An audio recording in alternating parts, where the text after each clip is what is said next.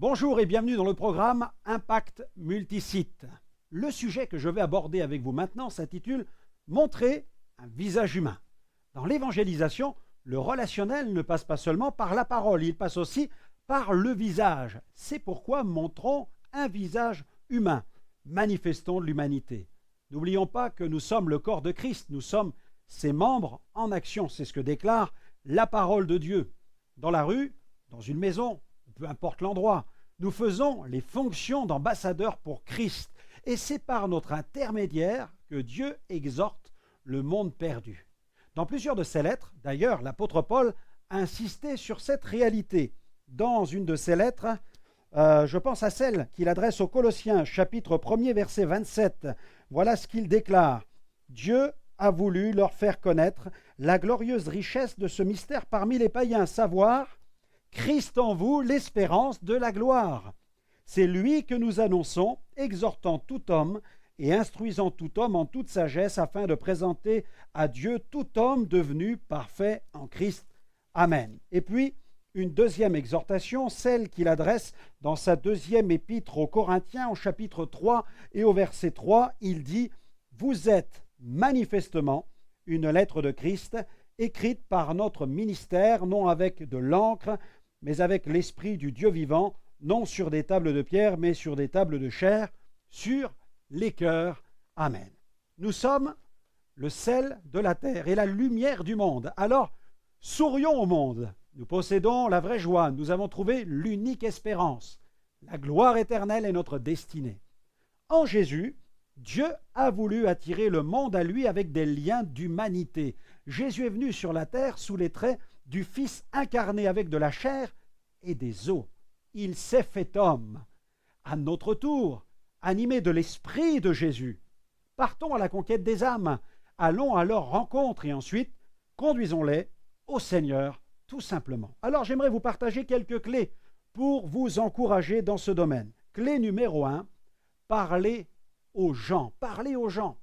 Et pour parler aux gens, il faut aller vers eux et chercher à établir le contact par le dialogue. Et non seulement le témoin de Jésus doit parler, mais il doit prendre le temps d'écouter son interlocuteur parler. Il s'agit donc de dialoguer.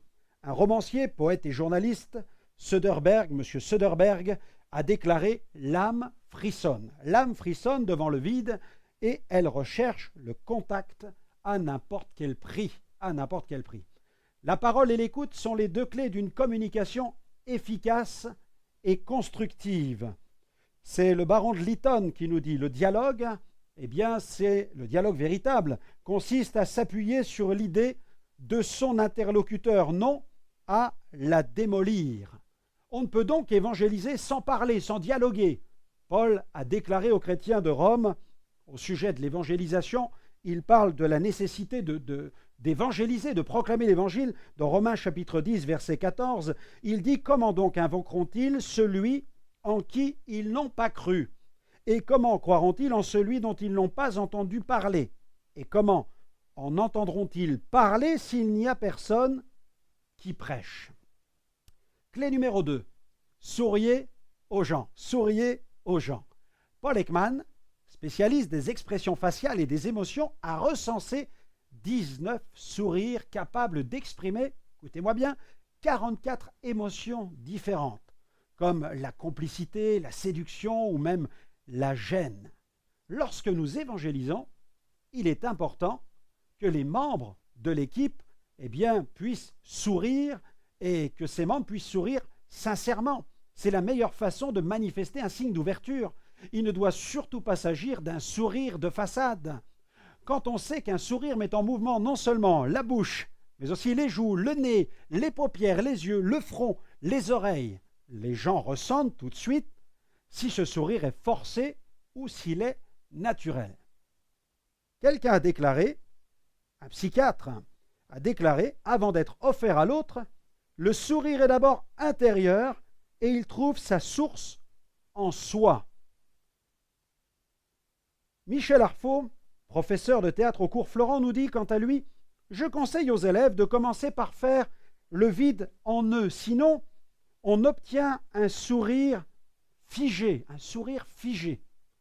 Mais rempli du Saint-Esprit, rempli d'amour et de compassion, il est plus facile de sourire. C'est pourquoi Paul exhortait les croyants à exprimer leur joie intérieure. Il dit dans 1 Thessaloniciens chapitre 5 verset 16, « Soyez toujours joyeux. Osons aimer, accueillir, que nos sourires soient sincères. Ouvrons nos cœurs, accueillons les âmes. » Et j'aimerais vous partager une autre clé, vous offrir une autre clé. Clé numéro 3. Intéressez-vous vraiment aux gens. Dans la rue, dans l'évangélisation dans les maisons, peu importe l'endroit. Nous ne pouvons pas jouer un rôle. L'empathie et la compassion ne peuvent se fabriquer. Attention, les gens flairent les artifices. C.N. Bovy a déclaré « La gentillesse, c'est le langage que le muet peut parler et que le sourd peut entendre. » William Shakespeare, il écrit « La vie est courte. Soyez heureux. Aimez votre vie. » Et puis, il ajoute « Gardez le sourire. » Clé numéro 4. Soyez compréhensif. Se montrer compréhensif ne signifie pas forcément être d'accord ou cautionner tous les propos d'autrui. Cela signifie seulement que vous écoutez la personne et qu'elle a de l'importance à vos yeux. Il ne s'agit pas, bien entendu, de tout excuser, mais plutôt de chercher à bâtir une vraie discussion avec la personne. Lorsque vous parlez avec une personne et que celle-ci vide son cœur, déverse son cœur, ne vous hâtez pas de l'interrompre à chaque fois que quelque chose semble ne pas coller avec votre vision des choses. Laissez-la d'abord déverser son trop-plein de souffrance, peut-être même d'amertume, et seulement ensuite, occupez-vous de traiter les plaies. Souvenons-nous aussi que Dieu déclare dans le psaume 34, verset 18, nous lisons « L'Éternel est près de ceux qui ont le cœur brisé, et il sauve ceux qui ont l'esprit dans l'abattement. » Et puis une autre clé, la clé numéro 5. Semer un message d'espoir. Même si les contacts, ici et là, sont parfois des contacts dits éphémères, l'évangile que nous partageons est une semence d'espoir que nous plantons dans les cœurs. Et les effets de cette semence sont appelés à être durables, éternels. Nous ne devons jamais oublier que nous annonçons Christ ressuscité, celui qui a détruit la mort et mis en évidence la vie et l'immortalité par l'évangile. C'est ce que la Bible déclare. Jésus est le vivant, il est le véritable. Prêchons Jésus, prêchons Christ, apportons l'espoir dans les cœurs au moyen de l'évangile de Christ. Dieu déclare par la bouche du prophète Ésaïe au chapitre 55, verset 11, « Ainsi en est-il de ma parole qui sort de ma bouche, elle ne retourne point à moi sans effet, sans avoir exécuté ma volonté et accompli mes desseins. » Amen. J'espère que ce message vous aura édifié. N'hésitez pas à visiter notre site internet et sa boutique dans laquelle vous pourrez trouver de nombreuses ressources spirituelles. Que Dieu vous bénisse et à très bientôt dans le programme Impact Multisite.